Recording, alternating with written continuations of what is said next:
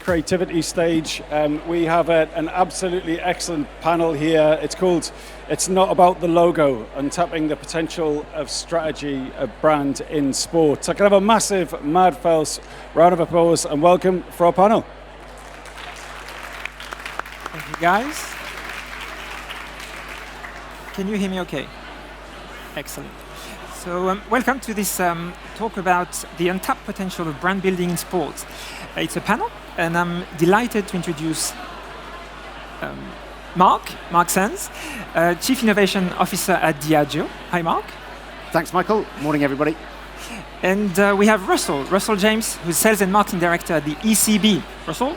Morning, Michael. Morning, everyone. Hey, and I'm your host today. My name is Michael. I work for a company called Sport&Brands, consultancy in sport, activity, and healthy lifestyle. So today, I'm here because I'm trained as a CMO. I'm trained as a strategist. I was at P&G with Russell, Nestle, L'Oreal, and Müller. When it came to sport, which we sponsored, there was always one answer to all the questions a brand builder would ask. This answer was a four-letter word. So you would go and say, I want to express my brand strategy in sport, four-letter word. I want to connect with my consumers, four-letter words. It became again and again the same words. You see this four-letter word on the pitch, in the interview stands, everywhere. You could not express anything else than the four-letter word in sport. This word is L-O-G-O, logo. Whenever you went as a brand builder to a sport organization, the answer was a logo. I want to have a brand strategy, I'll give you a logo. I want to connect with my consumers, I'll give you two logos. I want to connect and express my value, I'll give you a bigger logo. And basically this gap in the market is something we're trying to address. And we have great examples today from brands and from rights holders to discuss that together. Mark, what's your perspective on the importance and untapped potential of brand strategy in sports? Thanks, Michael. At Diageo, we really agree with this point of the role of sport is about connecting with our consumer and about how it interacts with our brand strategy. We had a great learning when I was looking after Guinness in the year 2015. Guinness, as you might know, is a really big rugby brand. We own lots of assets. But in 2015, Rugby World Cup happened, and we don't own the asset. Heineken are the official sponsor of Rugby World Cup. And we were sat there thinking, well, they're going to blow us out of the water. They'll be doing win ticket stuff, they'll be having their perimeter advertising going, the logo will be on the ball. Look, what can we do that will make us stand out? And actually, it was really liberating for us because our answer was, we're going to have to find a way to tell a story that connects deeper with our consumer. So actually, the way that we activated around Rugby World Cup was to tell the story of Gareth Thomas, the first high-profile professional rugby player to come out as gay. And that story was totally different from what Heineken were doing. It allowed Gareth a platform for what he wanted to do, and a few years later, when he was doing a documentary for the BBC about marking the 50th anniversary of decriminalisation of homosexuality in the UK, he came and interviewed us about the impact that had for him and his ability to reach people who were struggling with whether or not they could come out to their friends in the same way. And this was just on a totally different level to how we would have otherwise approached sports. And what we learned from that is, actually, we were the most talked about brand connected to Rugby World Cup that year without having the official sponsorship. And we took that then into how we do our sponsorships when we actually are the asset holder as well. Michael, you remember when we were signing up our biggest sponsorship asset at the moment, the Six Nations Championship, which is now the Guinness Six Nations Championship. Michael invited me at the time to the Women's Sports Trust dinner. You've been a trustee of that. Yeah, I'm a trustee of the Women's Sports Trust since 2017, and Mark joined a dinner and awards, and I think that inspired you to go in this space. So we were literally just in the process of signing up the deal. We went to the Women's Sports Trust dinner, and there were Ishigua, who you'll now see presenting Wimbledon as well as cricket, Kate Richardson-Walsh, the captain of the GB women's hockey team, Nolly Waterman, the rugby player, was sat on our table that night. And what that was about was telling brands and businesses the stories that could be told around women's sport, and also how much value there was. Directly coming out of that, we also signed up to be partner of the Women's Six Nations. And whenever we take on a sponsorship at Diageo, we do something that we call double bubble. We look at, okay, what do we need to get out of this? What role does this play in our brand strategy? And then what does the rights holder need? How can we contribute? How can we build this event to a bigger scale? We did that for the men's Guinness Six Nations Championship, but it was a different answer when we looked at the women's Six Nations Championship. We needed to invest in the match day experience, so we paid for screens so that they could have a TMO, referees could refer decisions to that. We used our scale in pubs to get pubs to show the women's game and therefore increase awareness. And then the other insight we had is, we did some research. 94% of sports journalism is about male events. And as we dug a bit deeper into that, the insight that we found is a lot of the journalists who don't always cover women's events don't know who the players are, don't know the stories. And therefore, one of the things we did, probably the most effective thing that we did in the first year, was to invest in the Wikipedia profiles of a number of players. These were the captains in that first year. And it meant that we were also then able to communicate that to journalists to find a repository for where they could find those stories. And to be honest, and I know you believe this a lot, Michael, Women's Six Nations, women's sport in general has just accelerated so much over the last few years.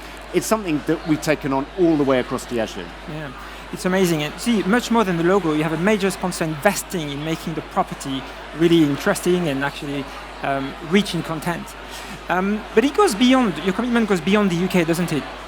Yeah, so we learnt a lot through that process because actually, so Diageo, we are very proud of the fact that we've got 60% of our board is female. We're the number one in the FTSE for gender equality in leadership positions. But you know what? This was not translating through to the way we did our sponsorship. We've got a progressive portrayal framework that guides all of our advertising content. But actually, we were just living up to the same as was the case across journalism. Nearly all of Diageo's sports sponsorship was invested in elite male sport. And that learning with the Women's Six Nations made us step back and look at all of our properties across the world and how we can flip that balance to also invest behind women's sport. So a little bit of context behind this one. Guinness is huge in Africa. We've been there for nearly 200 years. We're deeply ingrained in the culture of Africa. And there, we're not a rugby brand, we actually sponsor football. We sponsor the broadcast coverage of the English Premier League, and in Francophone Africa, like in Cameroon, we also sponsor the Canal Plus coverage of Liga. What we realised that actually, if you look at Cameroon, Cameroon's one of the countries where we nearly have the same number of female consumers as we do male consumers, but all of our advertising and all of our sponsorship was focused on male sport. So we started to sponsor the Women's Premier League. And again, what was important there wasn't just the logo, it was what's the insight. And it was really interesting to find that the insight was really about all the barriers that women in Cameroon have to overcome in order to become football players and indeed to take up many roles in life there. And those barriers actually start at the home. And I think we have a movie illustrating this, don't we? A toujours été d'être footballeuse. Au football, une fille.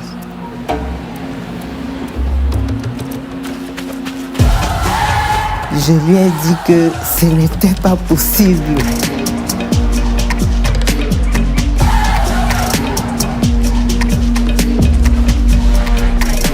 Le déclic s'est produit quand j'ai pris conscience que c'était sa passion.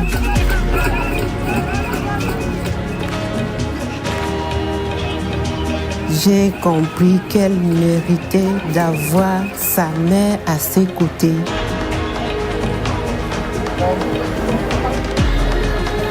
Je ne l'ai jamais vue jouer au football. Jamais auparavant.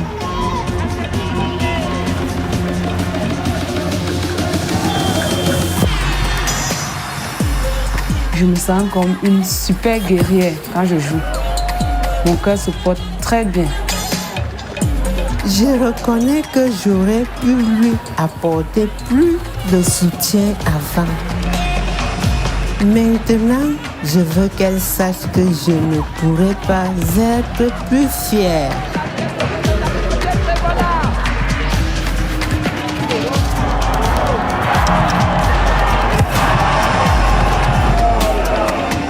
En tant que femme, nous devons surmonter de nombreux obstacles. Nous devons avoir de la passion, de la force et de la détermination. Nous pouvons réaliser nos propres rêves. Mais pour réaliser encore plus de rêves, rien de tel que le soutien à domicile.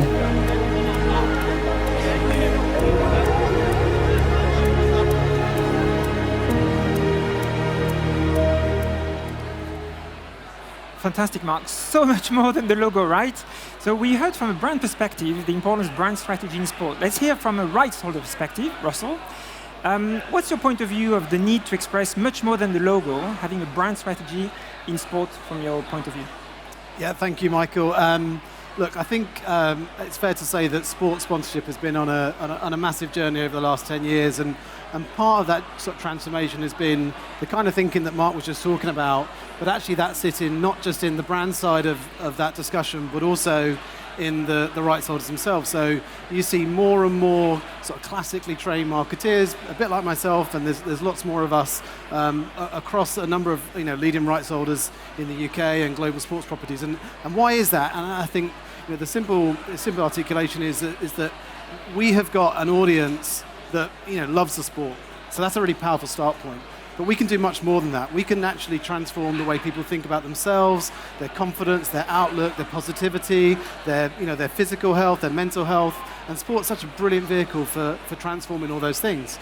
So I really liked actually Mark's explanation of the double bubble. So that bubble that's in the rights holder side that we sort of work on, we think like a brand in that world. We think about what is the purpose of the organisation, how can, in my case, cricket make a difference to society, how can we contribute, and then what are the vehicles that we need to create from a marketing and experiential perspective that can do that job. And actually that itself will then create the opportunities for brands who say, actually we like the look of that. That's kind of aligned with what we're trying to achieve as a brand, either at a purpose level or as an ambition level, both and an audience level. And we want to be part of that storytelling platform and be part of making that a success for both ultimately for the audience themselves, but for the rights holder and the brand. Yeah, it's a great point. And this is a cricket ad. I mean, to your point, you see how much you can try to build brand strategy in a storytelling that I think we have an example.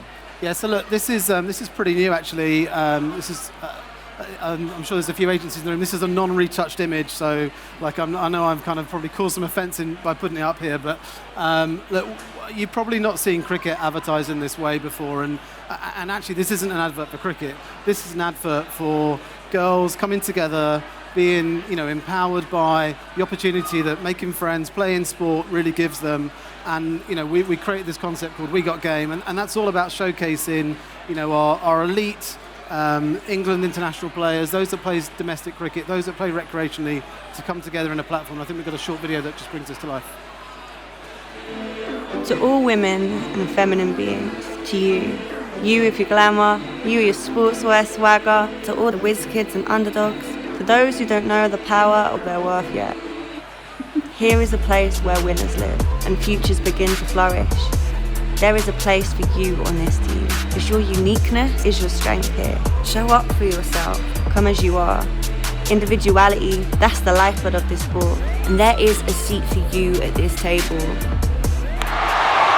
Dunkley! For you who feel you've fallen behind, we'll lift you up, because every swing, every throw is a sprint closer to a destiny we architect for ourselves. She wins the T20 International Series. Difference is the privilege here. We play, we celebrate, we commiserate together, liberate each other. Change the game, change the world. We got game. That's fantastic. And again, so much more than the logo. Actually, cricket to cricket, if I hand over to Mark, tell us about another brand strategy work you've done on cricket. Yeah, so you might not know, Diageo owns a cricket team in the Indian Premier League, Royal Challengers Bangalore. It's a team with some of the biggest names in cricket who play for it. And when we went through that process of seeing how we could pivot our sponsorship assets more towards gender equality, actually the big conversation in India at the time was the fact that there isn't a women's IPL at the moment. And so we got our biggest players, Virat Kohli, Mithali Raj, to take part in a conversation about pushing to have that involved. And it was more than just pushing for gender equality in cricket in India, but more broadly in society as well. And we've got that film to share. That day is coming. Get ready. Get some new chance, because you're getting some new stars. Make room in the dressing room. Make space in your mind, because the day is coming. Maybe we'll get hit in the face, maybe we'll lose face, or maybe not.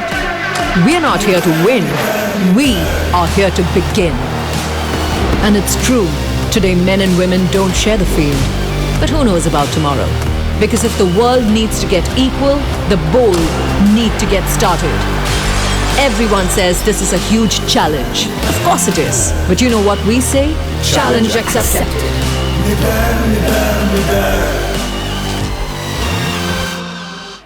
That's tremendous. And so we've seen, guys, brand strategy in sport can elevate the whole pitch versus, the four-letter word.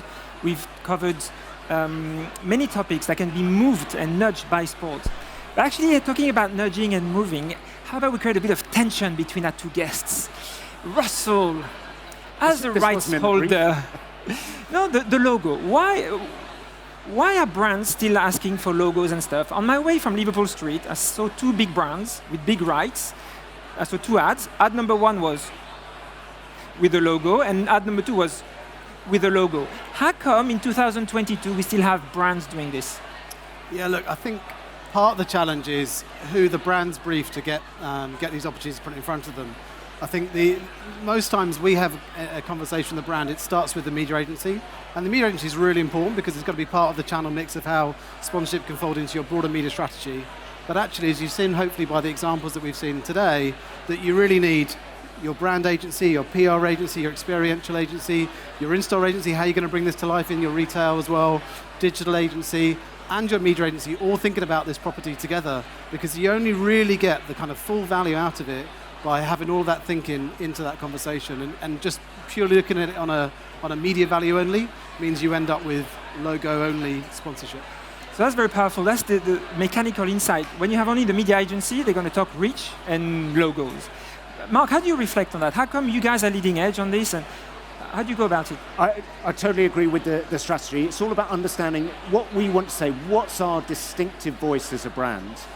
We have this thing on Guinness whereby on every brief we write the letters OGCD, which stands for Only Guinness Can Do. Because if we do something in a way that another beer brand would do it, then it's not good enough for Guinness. And having our strategy at the heart is really important. Now, one of the things that's really important in Diageo is responsible drinking. This sits right at the heart of our strategy because our business is about getting people to drink better, not more. But responsible drinking can sound like a really dry, boring, almost kind of like government kind of message. And one of the challenges we set is how to use the same insight and creativity to bring that message to life and really change behavior. And sport is such a great platform for that. And we have an example to conclude this talk. So close. Classic run by the rookie. One-on-one. All right, 3rd and 10. Here we go. Time is 19 minutes. Here's a snap. Pass time. He's looking.